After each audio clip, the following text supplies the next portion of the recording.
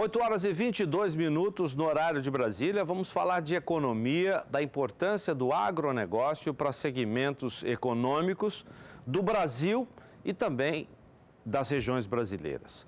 Estou aqui com o professor universitário, é também importante nome da Secretaria de Produção Agrícola e Pecuária de Mato Grosso do Sul, o Daniel Freiner. Ele é professor da Anhanguera Uniderp. Ele desenvolveu um estudo muito bacana.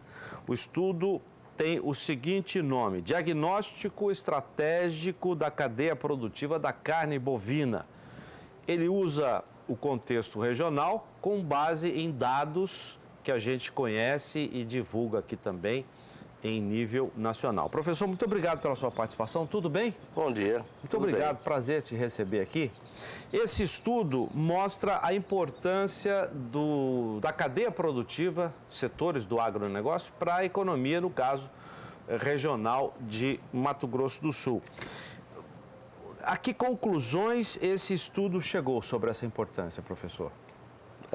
A grande conclusão que a gente chega é que realmente o Estado tem essa vocação, né, para a agropecuária, mais posteriormente para a agroindústria, e a gente vê que em relação ao Brasil, embora a gente, em termos de PIB, tenha uma participação pequena, para o Estado ser também pequeno, mas no agro a nossa participação é bem maior.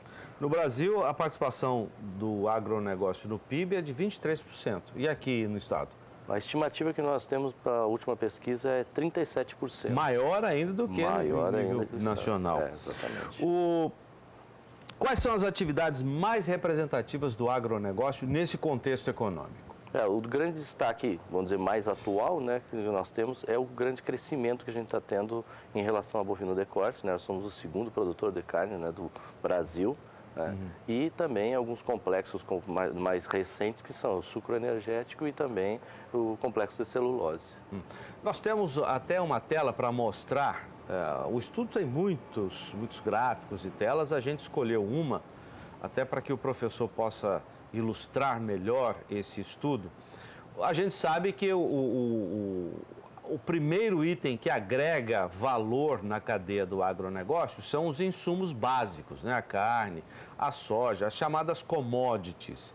E à medida em que esses produtos vão sendo processados, eles vão aumentando a sua agregação de valor, chegando até um limite. Aí nós temos, professor, alimentos e bebidas que representam 21% de participação no agronegócio estadual. Eu queria que o senhor explicasse cada um desses itens. A gente pode ir indo e voltando aqui com o professor, claro, e ele vai explicando, começando pelo alimentos e bebidas, o professor. Sim, alimentos e bebidas hoje ela é a maior indústria que se tem no estado, né? É a nossa principal fonte também de exportações, né? E por conta disso também, todo esse aumento que a gente está tendo em relação à exportação, o setor externo, só para lembrar, nos últimos 10 anos é que ele tem uma evolução, né? Tem o ápice 2015, né? Que é as nossas maiores exportações que se teve para o exterior, e ele é justamente o nosso carro-chefe, assim, tanto em termos de emprego na indústria, quanto nessa questão internacional também de exportações. No caso dessa tela que nós estamos vendo, os itens que ali estão, eles representam uma terceira etapa de agregação de valor. Não temos aí insumos básicos, né? Já são processados. A questão do abate de bovinos representa 19%, celulose 14% e o álcool, o etanol, seria o etanol da indústria sucro-alcooleira, representando 22%. É o item que mais agrega valor para a economia do Estado, professor? Em termos de indústria, ele é o destaque, né? Então, se nós formos separar em grau de importância, o abate ele representa o principal produto, né, dentro da indústria, seguido aí de celulose e também em relação aí, hoje a gente fala sucro energético porque, na verdade, o setor ele começou a despontar mais, né? Ou seja, a viabilidade dele se deu na energia, embora hoje o principal produto de exportação seja o açúcar, não mais o etanol. O etanol. Mas tem uma fatia muito importante, né? Muito Quase importante. um quinto do PIB do agronegócio, só esse segmento de etanol, no caso. Exatamente. Se botar o açúcar, deve aumentar mais ainda. Não, com certeza, com certeza. Essas informações o senhor coletou onde? A gente tem já uma sistematização de informações, né, dentro do âmbito da Semagro, né, que a gente mais recentemente vem trabalhando, e a gente elaborou, a partir dos dados do IBGE, o que a gente chama de matriz insumo-produto, que é mais ou menos uma estrutura produtiva do Estado, separando principalmente a parte de insumos, agropecuária, agroindústria e distribuição, no caso para cálculo do PIB do agronegócio, e que permitiu a gente chegar a essas estimativas. A partir do momento em que o senhor chegou a esses valores que nós vimos na tela, que políticas podem ser formadas com esses resultados? A grande questão hoje é nós entendermos a economia. Eu acho que entendendo ela, a gente consegue verificar principalmente aonde estão os maiores efeitos multiplicadores dela. Então, dependendo do objetivo que a gente quer, eu quero aumentar a produção. Então, eu vou saber qual o setor que gera mais produção a partir de estímulos que eu vejo nele. Se eu quero gerar mais emprego e renda, eu tenho outros setores que não necessariamente os mesmos. Então, isso permite, então, inclusive, reduzir pontos de estrangulamento. A gente sabe que a gente tem um grande problema que é de fornecimento de insumos, né?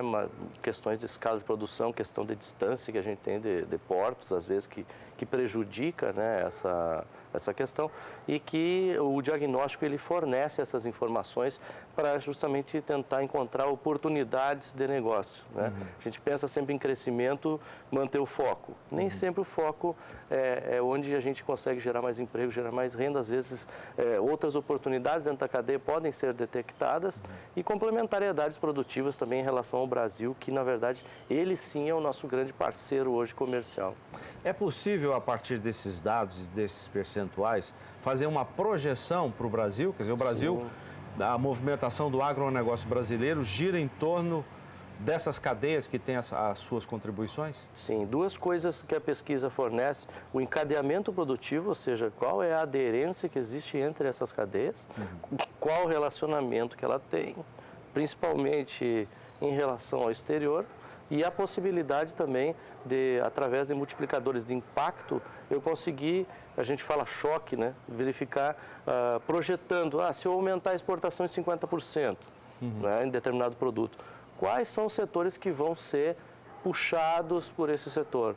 Então, tem essa possibilidade dentro da pesquisa de estar verificando isso, justamente para a gente também priorizar recursos, né? A gente está falando em recursos públicos, às vezes, de investimento, infraestrutura. Então, quais são os setores que realmente contribuem mais para a agregação de valor no Estado, né, do que os demais? Que recado para os produtores de insumos, aqueles que fazem a matéria-prima, esses dados podem passar? Que recado é esse? Sim, justamente nessa perspectiva de que a gente ainda tem muito que evoluir. Embora a cadeia ela seja uma cadeia estruturada, antiga, dentro do Estado, ainda tem muitas oportunidades a serem exploradas dentro dela. Então, há a possibilidade de, através dessas informações, estar detectando quem são essas possibilidades, né? E conseguir estimar, projetar e prospectar todos as agregações que vão ocorrer e os empregos que vão ser gerados e renda para o Estado também. Quer dizer, se o setor já está indo muito bem, né, todo mundo tem reconhecido isso, aos poucos a sociedade começa a reconhecer essa importância, ela fica maior ainda porque a perspectiva de crescimento ainda é muito grande, não é, professor? Exatamente. Muito obrigado Muito obrigado também pela oportunidade. O professor Daniel Freimer, da Universidade Anhanguera Uniderp, pela sua entrevista aqui.